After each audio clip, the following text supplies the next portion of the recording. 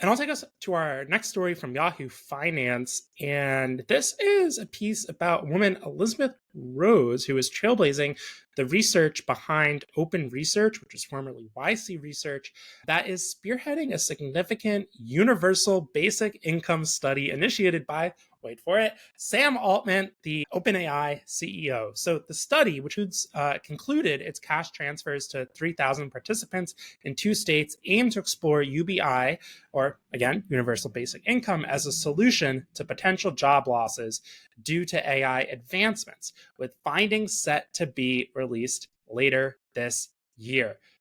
George, we have a quick rundown for folks who may not be familiar with the pros and cons of universal basic income. Let's start off that conversation. Let's kick it off. What are some of the pros of universal basic income?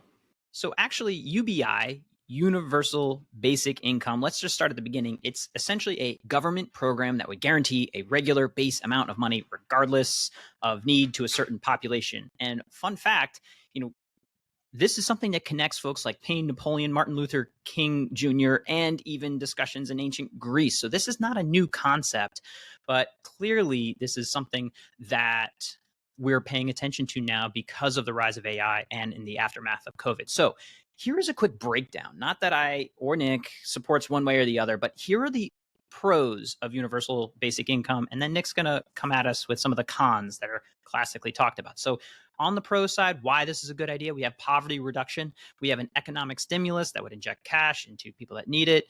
And we have fosters creativity with basic needs covered. Individuals will be able to pursue passions, start new ventures, and reduce the stress of living paycheck to paycheck. It simplifies welfare. So it could streamline complex social systems and reduce some of that bureaucracy and maybe introduce efficiency.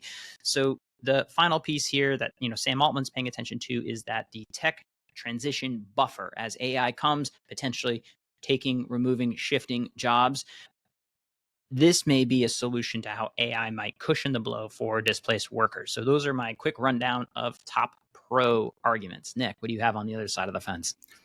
Yeah, George. So for top cons, one is cost concerns. Of course, universal basic income comes with a hefty price tag. Who's picking up the tab is not exactly clear, and it may be a hard sell to taxpayers that could potentially be considered to foot the bill for universal basic income. There's also concerns about work disincentive. The work disincentive here, critics worry that guaranteed cash might lead some to trade their briefcases for beach towels, right? So the idea that if you have a basic income that disincentivizes work, but that gets into some kind of sticky political arguments that we can leave out of the podcast for now. But there are concerns of inflation risks, right? Would universal basic income, UBI, increase inflation? Inflation is a real thing. We saw that with COVID. Also, our 4 and 5 cons are that it misses the target and there could be unequal impact. That is that how UBI is distributed across the country to folks who need it for different things, whether that's education or healthcare, could be inequitable. Also, right, George, you and I, we live in San Francisco, New York, respectively, a very different kind of cost of living analysis for folks who live in the middle of the country, say Nebraska. So does universal income get prorated to cost of living? That becomes the whole thing. So there's a lot of potential concerns about equity and some of the politics on the con side of universal basic income. Thanks, Nick. I'm glad that there are organizations doing the research and able to do that research. Sam Altman funding that study across 2 states and seeing what comes back. It is hard to extrapolate a sample size of 3,000 to 300 million in the US. We had an experiment with COVID, but again, that wasn't a pure experiment. I think there's implications for nonprofits. One of the points that I made inside of there, the pro on removing the bureaucracy of the distribution of funds locally, right? That often come through government services that are run by nonprofit programs inside of cities, get funded by government dollars, taxpayer dollars, to help vulnerable populations. There is the question of is that layer in many cases unneeded? Would it be better served to simply write a check? And the answer is not yes or no. As with many things, it is nuanced, but I think there are many nonprofits that, should this go forward, might need to change how they deliver services or frankly remove from the process. And it is something that I'm curious to be like watching as we go forward, the actual work. The other thing that there's a great documentary called It's Basic. I encourage you to go find. It premiered at the Tribeca Film Festival in 2023. It really walks through what it actually looks like. So if you're somebody who's like viscerally one way or the other on this, and I have gone from one side to the other, and I think it's important to like watch what it actually looks like and just see how practical it is when you hand somebody who's living below the poverty line $500, like where that money goes, especially if you have children. It really helps you understand it in a different way.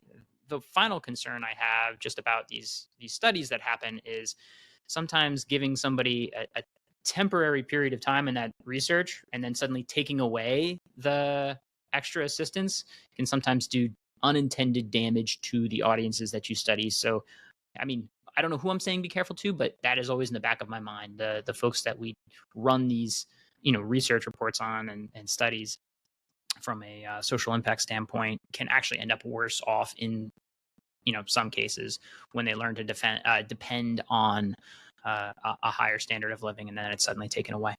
Yeah, George, I think that's a great analysis, and this is a classic.